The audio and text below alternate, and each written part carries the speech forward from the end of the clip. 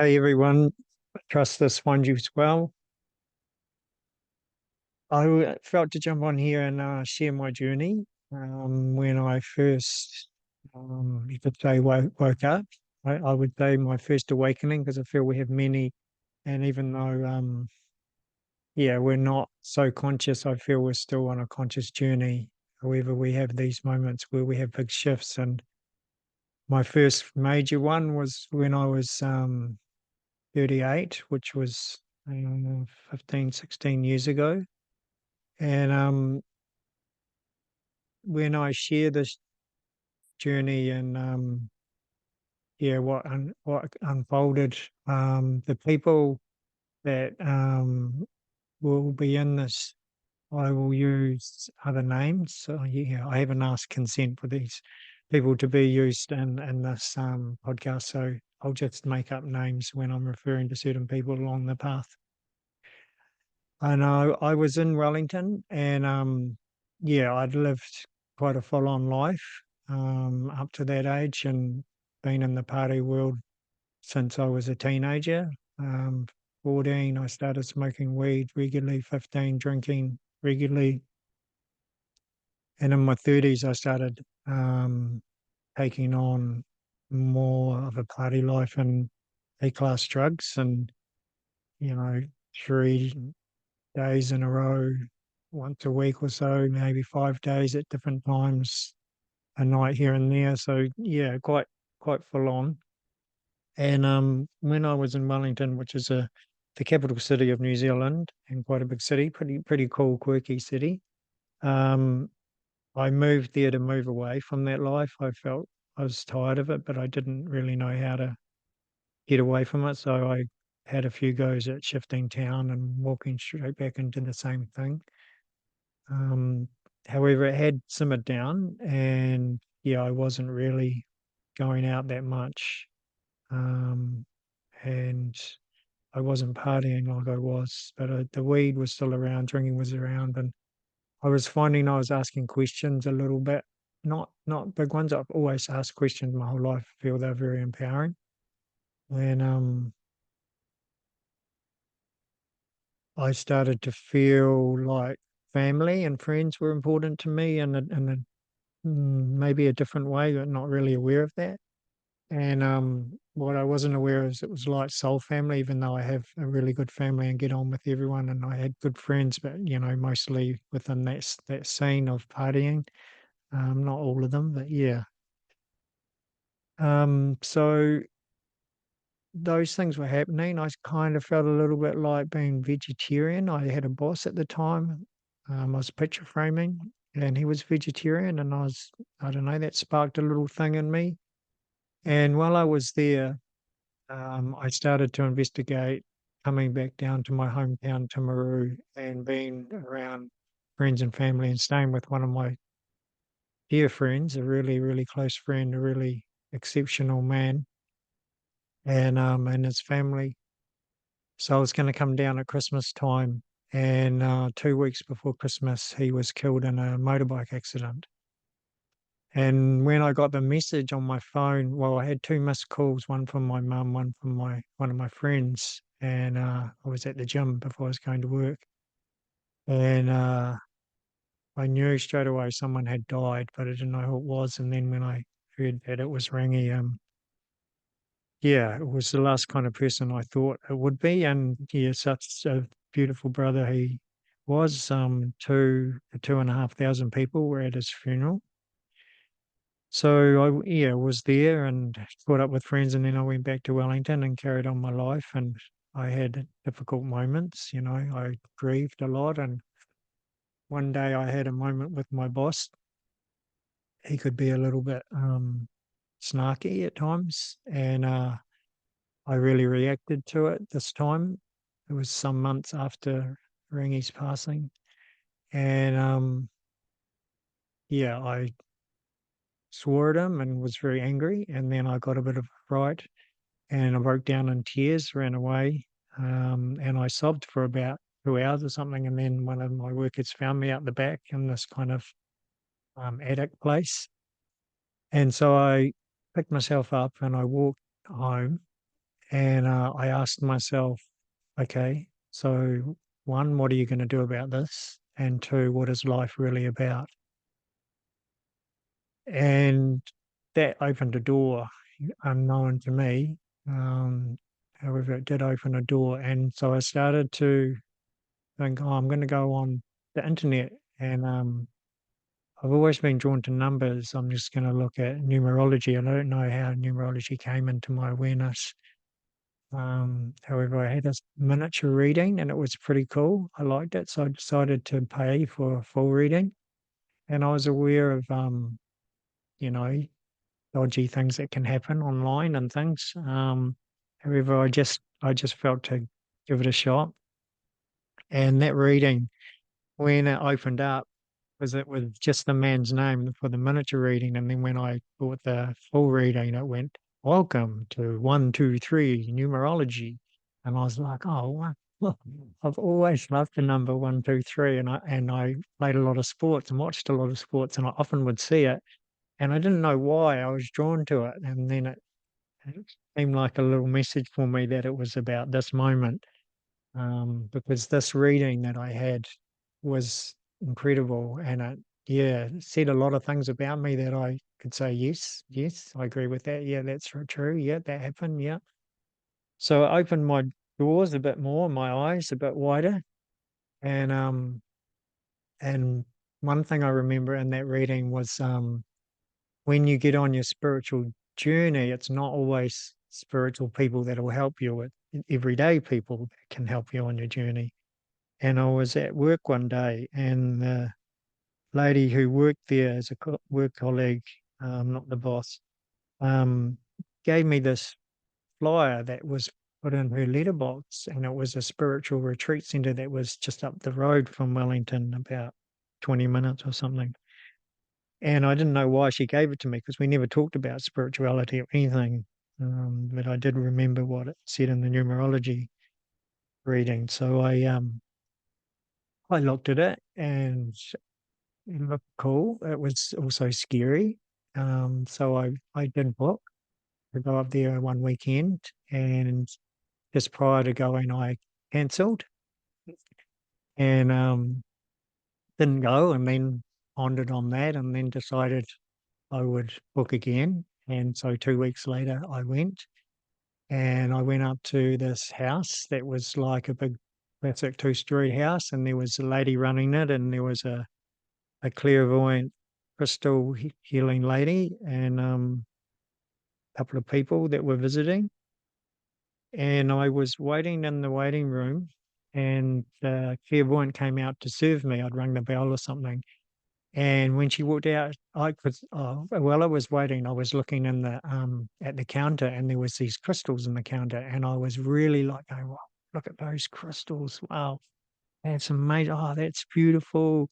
And then she came out and she was like, "Oh," and she got a huge fright and went, "Oh, holy crikey." And I was like, "Oh, what's happening?" And he said, "Oh, I can see your soul. It's like beside you and it's so excited and it's going, yes, finally, finally, we're here. Yes." So that was, it was quite classic. Um, so I booked the reading. I stayed the night. I had the reading, and yeah, it was amazing. I felt she didn't really say anything like, in August, your partner will come into your life and this will happen. It was more open, and I'm feeling this. And if you try this and you notice that. So it was about taking risks and stepping out of your norm. And I see you in another part of New Zealand. You're very happy and you're looking over the ocean and watching the sunrise, and um, are saying, when you feel a little bit awkward around certain people, then to speak up. And Archangel Michael and Archangel Raphael are your two main guides. And so I stayed that night. I had a bath and a healing. And then the next day I left, and I felt I would meet a young foreign woman who was really petite while I was there. And I did actually meet a woman of that description. I gave her a ride back to Wellington, but it didn't feel like it was her. So I didn't know what that was about. And then about 2 weeks later, I think, I felt to book and go again. And so I came up and they were a little bit surprised that I came up. They felt like I got everything I needed and I was kind of on my way.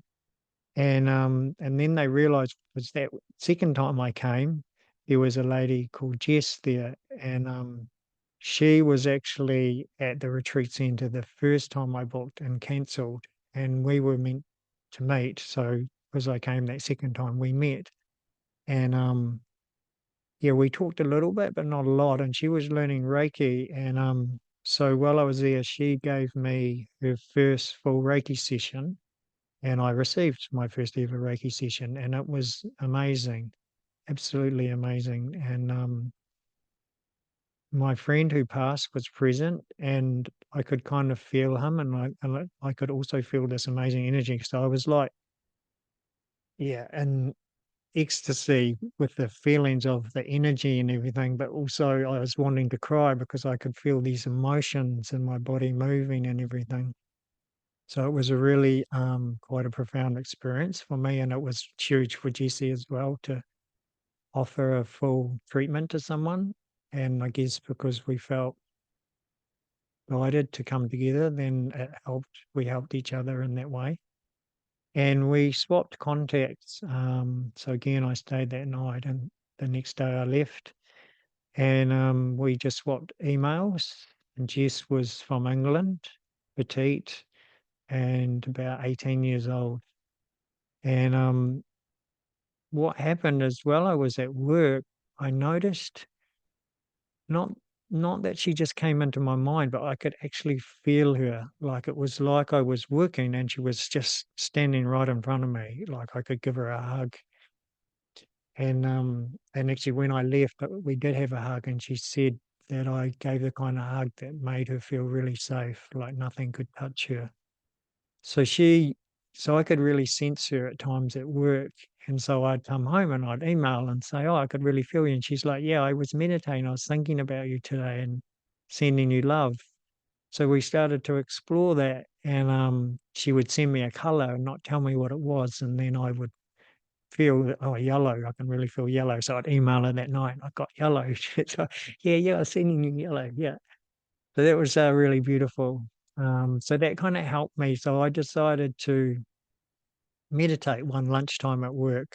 Had about 10 minutes left, and I sat in the area where the picture framing moldings were, where I knew no one would come and bother me. And I sat there and I called on, I don't really totally remember everything, but I called on Archangel Raphael. And I had this amazing green light come through me, like it was so vivid and bright and clear and felt beautiful, and I really didn't know what it was all about, but I could feel it and see it. And so that was my first experience meditating. And then I reflected on the reading, saying they felt there was an area that she could see me, and it was near where one of my friends who I reconnected with at Rangi's funeral was living. So I thought, let's just go and see if I can stay with him. So I contacted him and he asked his family and it was all good. So I was like, okay, well, let's just go there and see. So my car needed a warrant of fitness. So I took it to the warrant of fitness place and it failed quite badly. And so I took it to a mechanics to get a price. And I had a European car at the time, and the small ball joints in the front, both front wheels were needed replaced, and all the brake hoses needed replaced, and there were some other minor things, and it was going to cost, 12 or $1,500, and I didn't have that money, and my car was only worth about that much, and I kind of didn't know what to do, and then I remembered I got two printouts on the internet, one about Archangel Raphael and one about Archangel Michael. And I remembered something in the reading about Archangel Michael, and I got it out and I looked at it, and it said that if you needed help with computers and mechanics that you could call on him and he could help you. So I was like, okay, I'm up for this. So I meditated my second time, and asked Archangel Michael to fix my car. And I said, and I actually kind of demanded, it felt like, um, that they were my guides and I was to take a risk and step out of the norm. So this is me stepping out of the norm. You can fix my car, and then I can go where I'm being guided to go, because you're saying that's where I need to go. So yeah, you sort out my car for me. Thank you very much, and I'll be able to go. And so I finished my meditation and I pondered on what do I do next. I fixed the other small things, but not the brake hoses or the small ball joints. And I went, okay, well, let's just take it back to the same place. So I took it back, and there was a few guys working there, and this was about 4 days later. And the same guy actually checked my car, and he was very quick. I was sitting there, I could see my car, and I was like, "Yep, I'm gonna get a warrant for this. Thank you, Archangel Michael, for fixing my car." And then a guy came in, and there was an older car, and it failed on something really simple, it seemed. And I went, "Oh, what am I doing? You know, if he's gonna fail on that, I'm not gonna get my car." And I caught myself, and this like voice said, "Stop! Don't doubt yourself now." So I stopped that. Went, "Oh, sorry, forget about that." Yeah, and I just carried on looking at my car and saying, "Thank you very much. Thank you for fixing my car, Archangel Michael. I'm going to be driving out of here with a new warrant. I'm so lucky. I'm so fortunate. Thank you. Thank you." And I just did that all the time, the whole time. And the man was very quick. And he did a bit of a wheelie when he finished. He looked a bit annoyed. And he came in and he goes, "Reynolds." And I'm like, "Yep, that's me." And I came up and he goes, "So how come you didn't fix the brake hoses?" And I said, "Oh, are they not okay? I thought I had a big long list of things to fix, and I thought I had it all sorted." And he paused for a little bit, and then he looked at me, and then he's like, "Yeah, yeah, I think it is okay today. We can let it pass. I'm going to put a note in our records, so the next time you bring it in, it's there to look at. But yeah, we can pass it today." And I was like, "Oh, cool, thank you."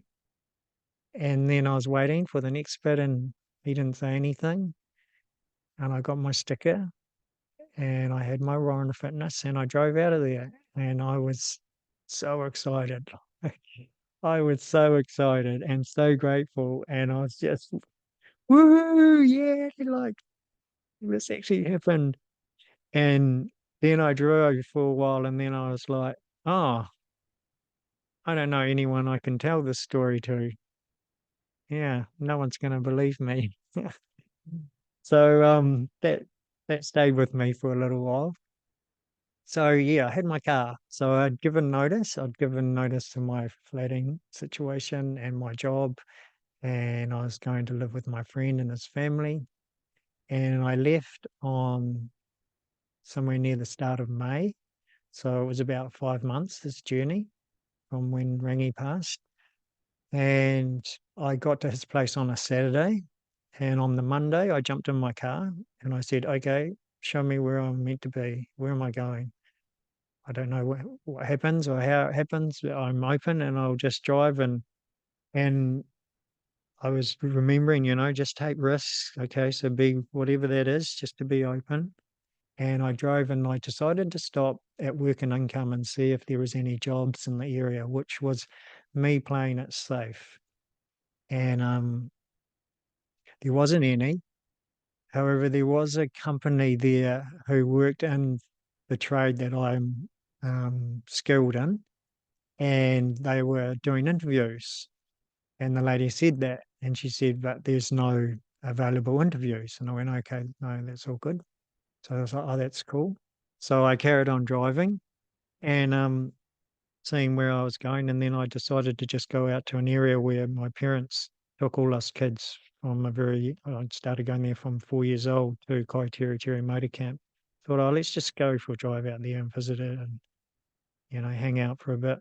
And then my phone rang, and it was Work and Income saying, "If you can get here in 15 minutes, there's an interview for this job." And I thought, "Wow, okay, that's synchronized, isn't it? I can get there in 15 minutes." Okay, so I went.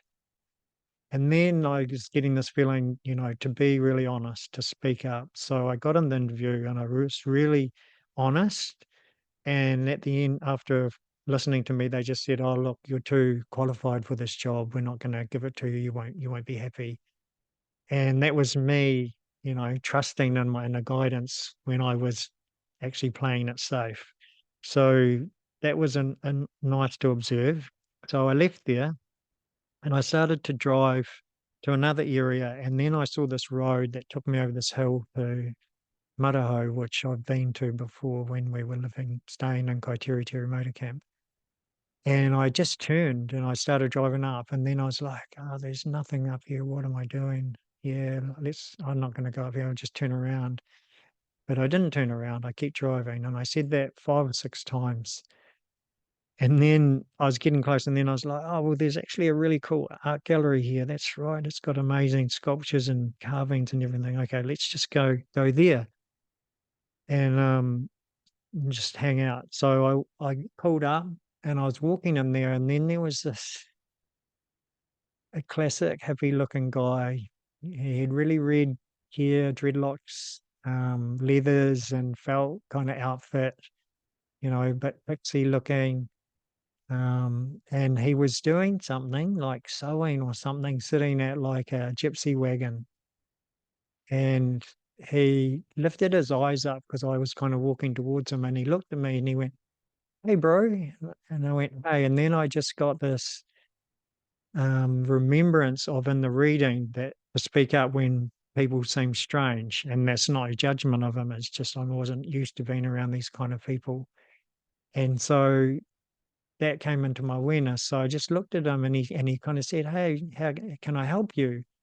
And I just looked at him and said, "Yeah, I'm looking for where I'm meant to be." And I have no idea how I even said those words, but those words came out of my mouth. And he went, "Oh, cool. Yeah, I think you need to talk to Karen. Hang on, I'll just go get Karen."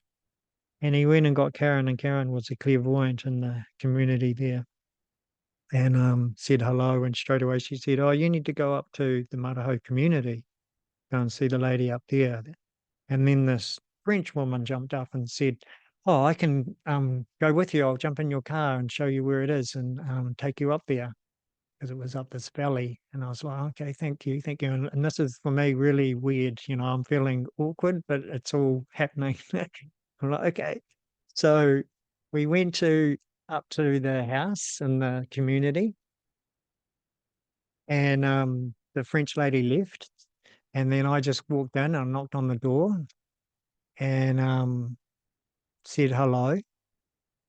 And these ladies jumped up and gave me a hug and said, "Come on," and "Do you want a cup of tea?" And I said, "Sure, yeah." And we got talking, and one of them was doing the Mayan calendar journal. And the other lady kind of looked familiar in some way, but I didn't think I'd met her. And I realized afterwards when I was in Wellington, her and her partner came and played the drums on the street one day I just watched them, and I said hello to them. But I can remember, yeah, there was something a little bit more special than them just busking at that time, but I didn't know what it was. And yeah, they lived in this community. And so we talked for a while, and then the lady doing the mind calendar said, "I'm busy, I'm gonna have to go. Maybe you could come back tomorrow." And I said, "Okay, cool." And then I left and I hopped in my car. I walked for a little bit to the car, got in it, started driving, and I was just like, "You know what? I'm not going to come back here tomorrow. It's a long way from my friends. I've come over here now. I won't come here tomorrow, but I feel to turn around. So, and I'm going to go back." So I turned around and I walked back in, and I was thinking, "Oh, they're going to think I'm crazy." And they weren't. They were like, "Oh, hi, yeah, okay, you're here." And then one of them said, "Oh, maybe you should go and talk to the fella outside. He might want a woofer. Go and see him. He's just in the garden." And I was like, "Oh, okay." And so I went out there and I saw him. He was a older American guy. And we said g'day, and he said, "How, what's happening?" or something. And again, I just said, "I'm looking for where I'm meant to be." And he said, "Ah, you're looking for where you're meant to be. Okay, okay, come on down here. Come with me. Just walk this way. Just walk on down here." And I'm like, "Okay, yeah." And he said, "Okay, see the garden here?" And he said, "See that white caravan way down the back of the garden over there?" And I'm like, "Yeah." And he's like, "That's where you're meant to be." Oh, okay. Okay, yeah. Um, you can start today. I'm like, yeah, I'll come on Wednesday. It's like, yeah, that's good. And then I thought, oh, my friend, I've only just arrived at his house and on Saturday and I'm gonna leave already. That seems that, it was really big of him to ask his family. He's got young kids and all that and open his house to me. And I just said, "Oh, how about Thursday?" And he went, "No, Wednesday's good," and walked away. I'm like, okay. Um, and I started walking back to my car. And then I was like, woofing. I'm going to come here woofing on Wednesday. I don't even know what woofing is. What is woofing? So anyway, I went back to my friend's place and his family and told them that I was going to this community on Wednesday. And I went there. And to be honest, it was full on. It was beautiful. But all the energies were heightened. So the highs were high and the lows were low, and people, things would happen and I would freak out. And I also turned up with this save me kind of energy and can you help me? And can you help me? And they were a bit like, "Oh, who's this guy?" And after a little bit, I kind of settled, but I did have moments where I was like, "I'm out of here. I'm not doing that. I can't do this. I'm out of here." And so I'd go to my car and I'd hop in my car and it wouldn't start. It just literally wouldn't go. And then I'd be like, "Oh, okay, I'll just go back in." And then a few days later, I'd feel like, "Oh, I need to go, I want to go out to the beach or I need to go to town or something." So I jump in my car and I hadn't touched it and it would go straight away. So my car was really amazing for my journey. Yeah, there's many stories that are further on that I could share, but not just here. So I stayed. The thing was, is when I left Wellington, um, I only had about $600 in my bank account. And because I'd become reckless and partied so hard and lost myself, I had a big debt and I had to pay $525 every month to pay back my loan. And that was coming around. And I had 125, $130 in my bank. And I was trying to figure out what I'd do. And one of the ladies in the community, she had got a business grant through Work and Income and told me about it. And I was like, "Well, I'm a photographer and I've got digital camera and laptop and everything. So I'm going to go and apply for that. I could get that because they gave you $10,000 straight up and a good weekly wage as well for 6 months." And a friend, there was a guy who decided to stay. He was at the community and he kind of saw me coming all green and unsure of myself and felt to hang around. So he supported me. And he was going to town this day. So I got a lift in with him. And I was to pick up this van that actually had got stolen and then had a problem, mechanical issue, and someone found it and it just needed picked up from the garage. So I was going to do that and drive it back. And as we were travelling into town from the community, there was two hawk that circled above us. And my mate said, "That's a good sign." I'm like, "Oh, okay, that's cool. It's a good sign." And I also had a crystal, my first crystal that I had bought, and I was holding on to it and rubbing it and playing with it. And I always felt good doing that. It was a citrine and it was white, amethyst, and green colours. And so I got dropped off in town where the van was. And my mate left. He had a couple of small things to do, and then he was going back to the community. And I went to pick up the van, and no, it hadn't been paid for, and it was $110. And I was like, oh, okay. I was like, I'm not going to see this money if I pay for this. So, okay, I'm not going to pick up the van. And I just explained to the guy, yeah, it's not my bill. I'm not paying. I couldn't take it without paying for it. So I just left the van. So it was a bit of a, oh, that's not such a good start. But I stayed in good faith. And and then I went to work in income. I just walked and I got an appointment with someone straight away and explained that I came to get a business grant and a photographer, da da da.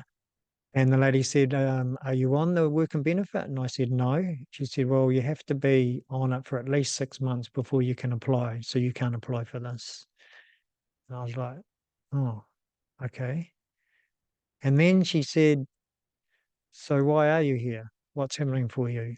And I said, well, my good friend passed away a wee while ago, and I just felt to move and be around good people and just kind of finding my way. And she said, oh, well, yeah, you can apply for the sickness benefit. You just need to go to a doctor. Here, let me get the phone book. So this person at Work and Income, which normally are trying to get you off the benefit, is welcome me onto the benefit.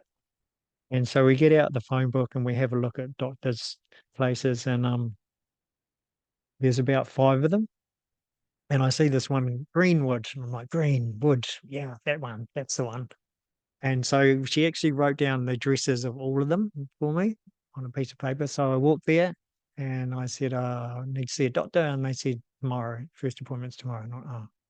So I walked to the next one, tomorrow, next one, tomorrow, next one, tomorrow, next one, tomorrow. Got to the last one. And I was just about to walk in. And then I was like, I've been here before. This feels really familiar. And I thought about all my times at Kaiteri Motor Camp, and I was like, I went to the dentist for sure, but I don't ever remember going to the doctors. Not sure that I have been here, but anyway, okay, you think you've been here? What does it look like inside? And I said to myself what it looked like, and I opened the door and it was exactly as that. So, yeah, wow. And so I went to the counter and I asked for an appointment, and she went, oh, we've got one at 5 o'clock today. It's only one. I was like, okay, well, if it is today, I'm not going to get back to work and income, but at least things are in motion and it's all I've got.